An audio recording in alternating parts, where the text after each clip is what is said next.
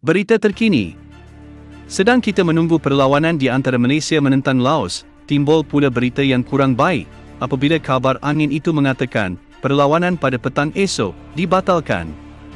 Susulan kehilangan dua negara, iaitu Indonesia dan Myanmar, yang menarik diri daripada kejuaraan bawah 23 tahun Persekutuan Bola Sepak ASEAN, AFF, 2022, timbul kabar angin yang menyatakan saingan itu akan dibatalkan.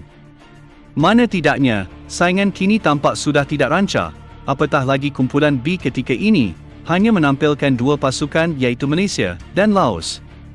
Alasan dari kabar angin itu mengatakan, pasukan Malaysia dan Laos tidak boleh meneruskan perlawanan ini adalah disebabkan hanya tinggal dua negara daripada 4 negara di dalam kumpulan tersebut. Kabar angin ini bertiup kencang di negara jiran. Dua pasukan yang terpaksa membuat penarikan diri di dalam kejohanan AFF U23 kali ini adalah pasukan Indonesia dan Myanmar. Mari kita dengarkan pula apa respon yang telah disampaikan daripada Ketua Jurulatih Harimau Malaya bawah 23 tahun negara, Brett Maloney.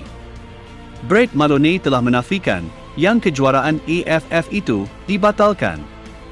Bagaimanapun, pengendali skuad bawah 23 tahun negara, iaitu Brett Maloney, beliau sangat optimis kejohanan itu akan diteruskan kerana beliau tidak mendengar kabar angin yang mengatakan pertandingan itu dibatalkan. Saya tidak mendengar mengenai perkara itu, jadi saya tidak boleh katakan apa-apa kerana saya tidak mendengarnya, jelas Maloney secara ringkas pada sidang media secara atas talian sebentar tadi.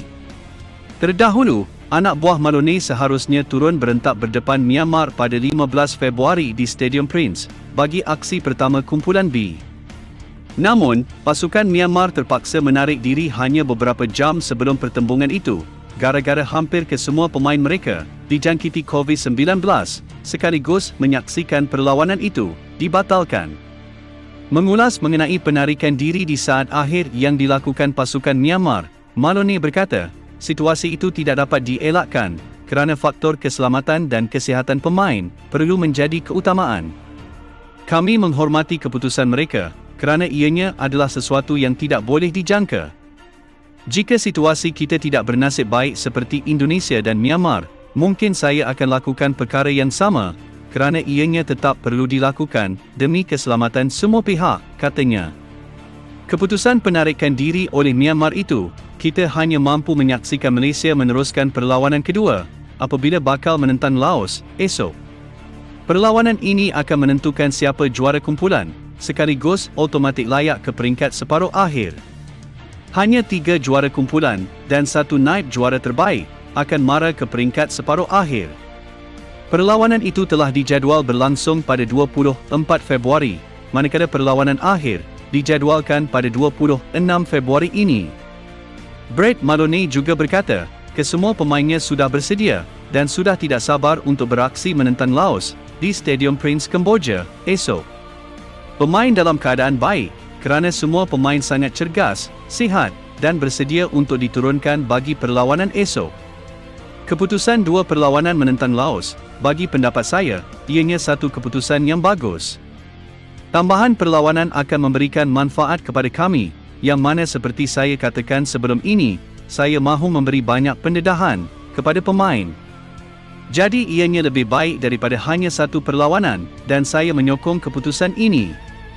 Saya belum lagi memutuskan kesebelasan utama kerana saya perlu berbincang dengan staf teknikal sebelum membuat keputusan.